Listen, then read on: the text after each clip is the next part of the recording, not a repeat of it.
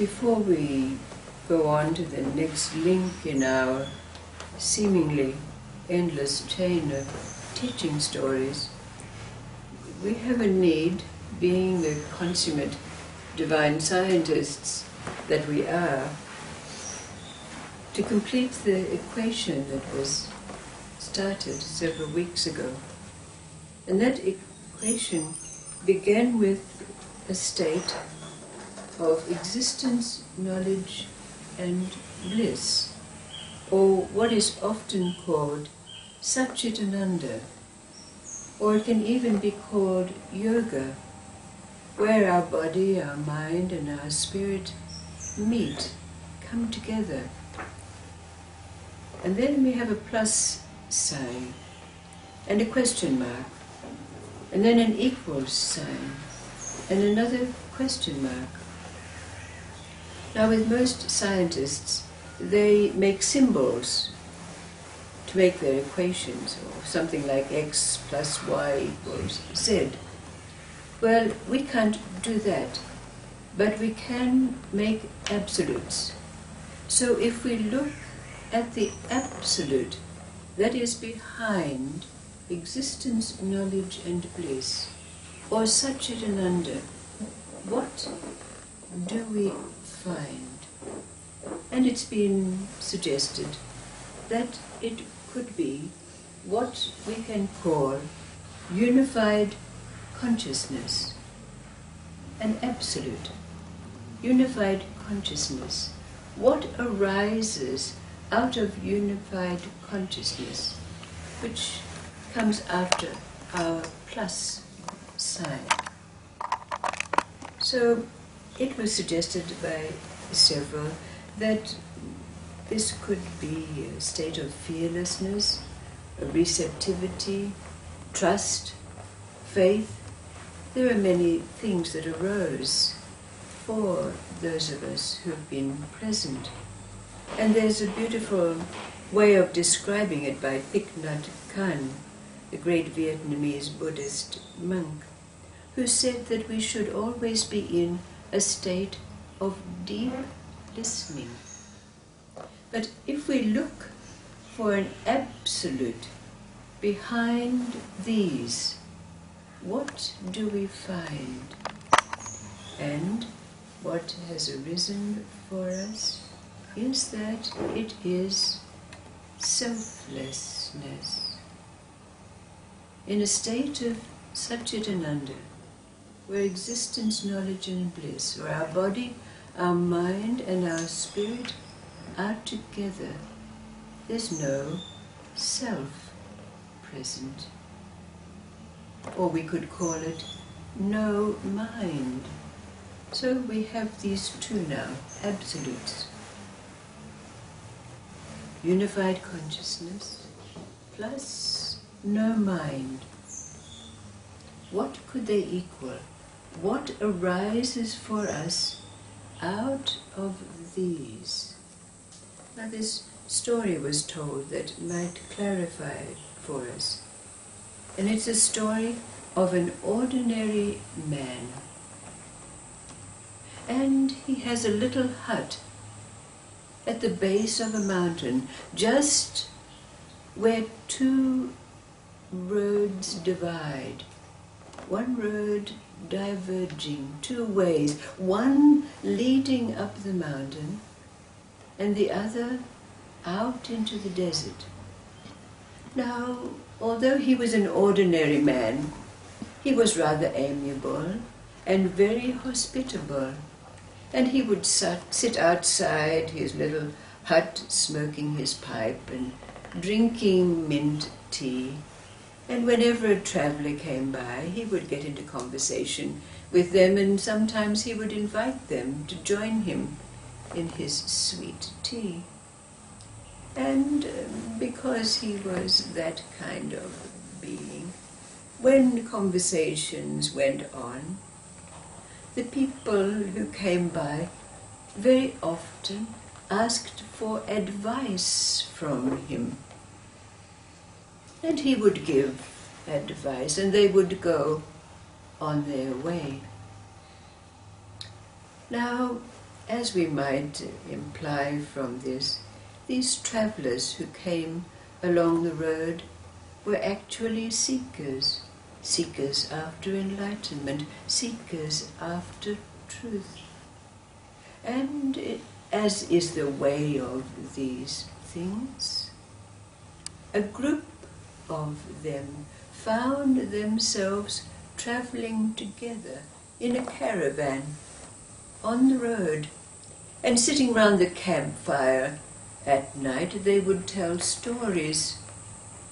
And one told the tale of how he was given advice by a certain man to learn how to build rafts, and how he was able to save the lives of his companions when they got into trouble by the side of a very great raging river.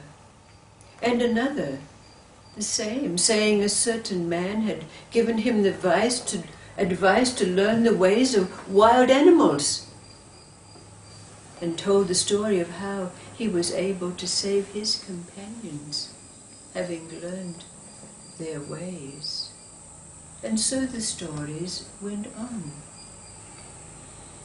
Well, a certain man amongst them said, well, it seems that if you had not taken the advice of this man, you would not be here to tell the tales that you are relating, even though there is no doubt that many people went to this man and did not heed his advice, but negated it or ignored it. Well, the travellers went on their way, but at the end of their journeying, to their very great surprise, the man who, using as they do with those Arabs putting the scarf around their face to keep the sand out of their nostrils, when he bared his face, not only was he the man who had made the remark about taking advice, but that their guide was actually the man himself, the man who sat outside his hut. And they were greatly surprised.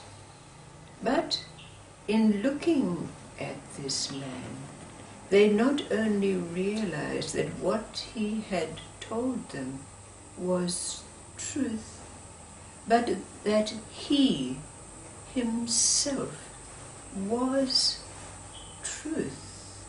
But then one man amongst them said to him, well, if you are truth, then why did we need to take this journey? And he replied, there were 3 things that needed to be present. First, you're seeking advice and heeding that advice. Secondly, implementing, doing what it was that was said for you to do.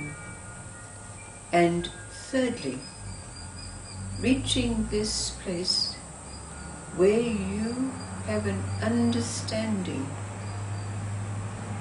of the essence of truth. All 3 are needed for one to succeed on the path of spiritual seeking after enlightenment and truth.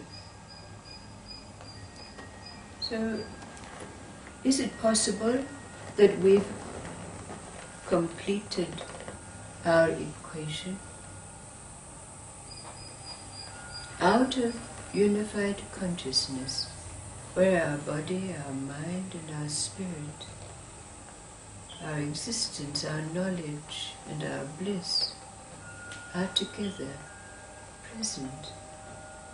Arising out of this is selflessness, no self, deep listening, receptivity. And these equal what it is that's given to life at any given moment, whatever it might be. Truth, in whatever form it takes in that moment.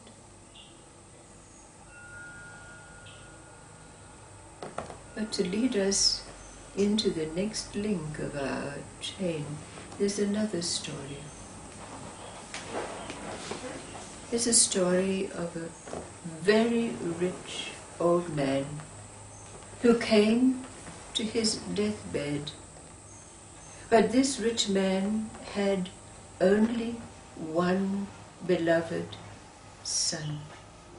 And he called this son to him, and he said, "My son, I am about to leave this realm, but I request of you that you bury me on your own, nobody present.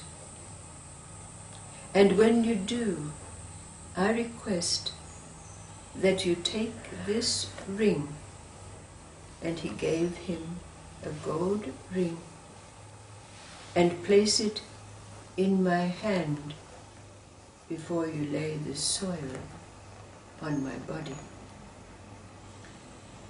So the son, being a very obedient and filial son, did just as his father requested. He buried him on his own. He placed the ring in his father's hand. But then, as it so happens, in a far distant place, there was a very beautiful, unwed woman. She had not found a suitable husband.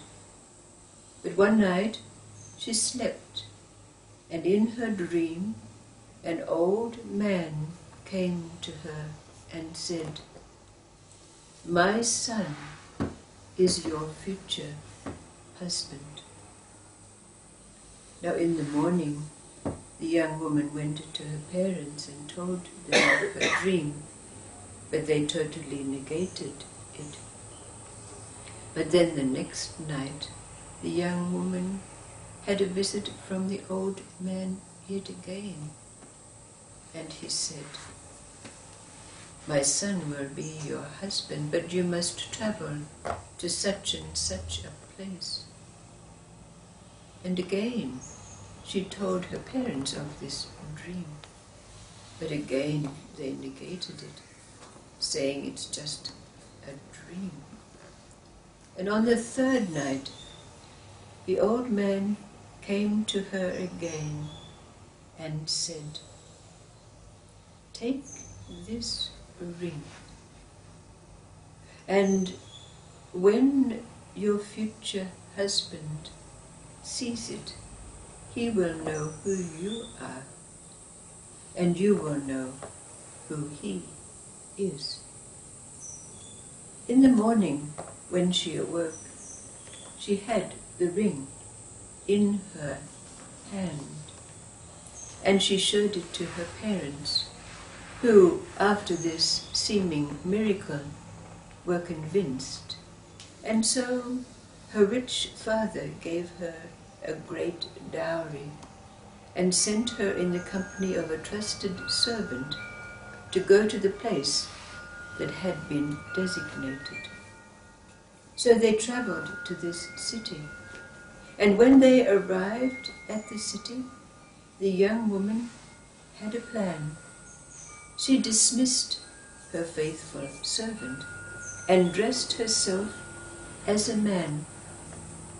And she went and sold one of the very precious gems that was part of her dowry, and she opened a small shop. And everyone who came into the shop, she would show her treasures, and along with them the ring. But no one made any recognition. And after some while, she was thinking that this was not going to happen. This was just her imagination. So she decided that she would sell her lease on the shop. So still dressed as a man, she went to some trader who asked did they know anyone who would be interested in buying over the shop. And as it so happened, he said, I know a very rich young man who may be interested in purchasing your lease. I'll bring him along. So when the young man in the company with the trader came to the shop, as soon as he walked in, something deep inside of her said, this is he. And after some negotiations and discussions, and it seemingly being that they were young men of an age, the young prospective buyer invited the hidden beauty to his home for dinner. And when they were at his home and served by his mother, the wife of the rich man, and after some conversations mostly about business and such, the young woman in disguise said, I have a priceless treasure. May I show it to you? And she took out the ring. The young man almost fainted because it was recognized immediately as his father's ring. And also his mother, who was present, was greatly shocked, recognizing her husband's possession. Now, the young woman in disguise told the story about the dreams, but there was great confusion because she appeared to be a man. But then she let down her beautiful hair, and her true beauty was revealed. Of course, we know the end of the story. Indeed, they were married and led a very fruitful life. And it could be said that it was the soul of the old rich man that brought about the unity, the coming together of this young woman and this young man. This story leads us into the next link of our chain. Let's see what it does for us in the coming days to prepare the way for what it is that comes next for us. Thank you.